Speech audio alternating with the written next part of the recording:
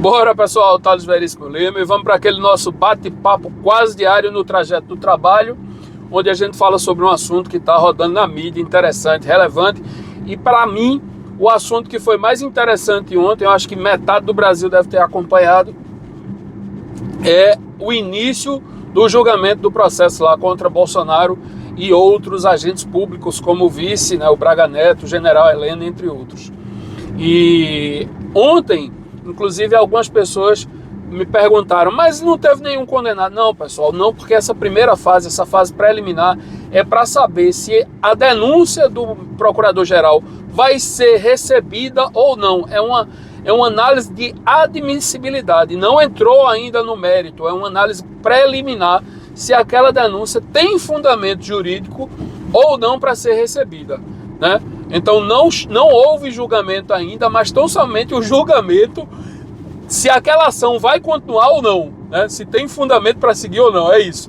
Mas eu quero tocar aqui um áudio do ministro Alexandre de Moraes, onde ele resume, obviamente, de forma bem sucinta, quais são os tipos penais pelos quais os indiciados estão sendo denunciados. Inclusive, isso faz muita diferença, porque réu é quando o camarada já é denunciado, né? As pessoas são denunciadas e, como eu disse, essa situação é preliminar, não é uma situação já de julgamento do mérito, mas de admissibilidade. Então, eles são indiciados ou investigados ainda. Vou aproveitar que o sinal parou aqui e mostrar a vocês, ó.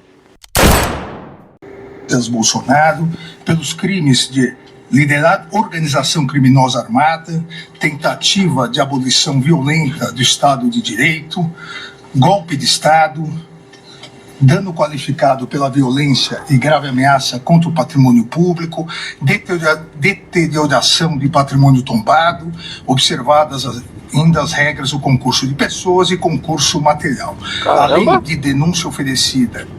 Os crimes são pesadíssimos, né?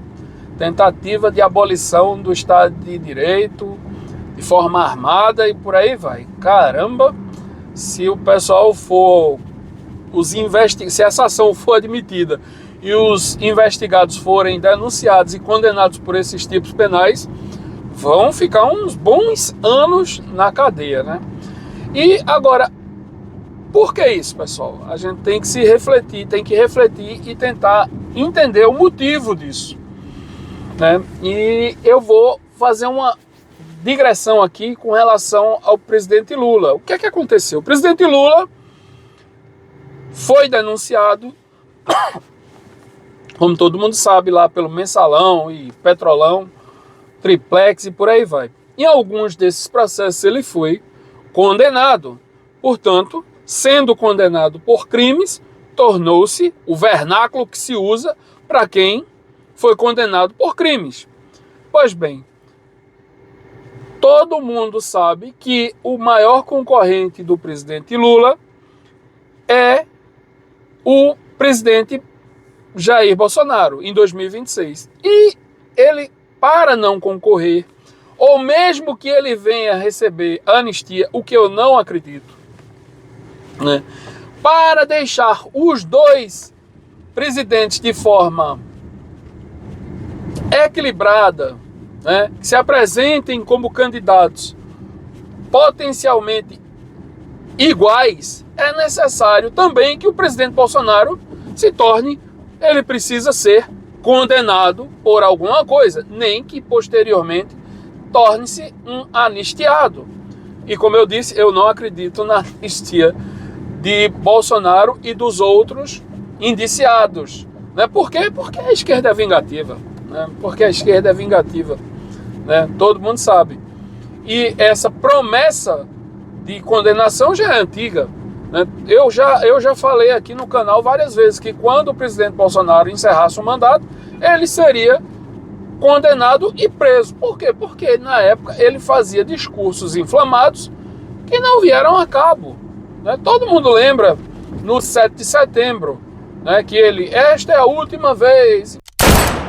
De fato, o presidente Bolsonaro, eu entendo que ele proferiu algumas palavras que agravaram agentes políticos e públicos, e por esse motivo agora ele enfrenta essas denúncias gravíssimas, né? Agora, de outro turno, eu também vi que os advogados de defesa fizeram sustentações brilhantes. Como, por exemplo, lembro bem de no curso da transmissão lá dessa live que julgou a admissibilidade ou não inclusive eu nem vi toda, são 2 horas e lá vai, não terminei de ver, estou na metade. Mas uma das coisas é que esse movimento de abolição do Estado Democrático de Direito de forma violenta iniciou-se ainda no mandato do presidente Bolsonaro.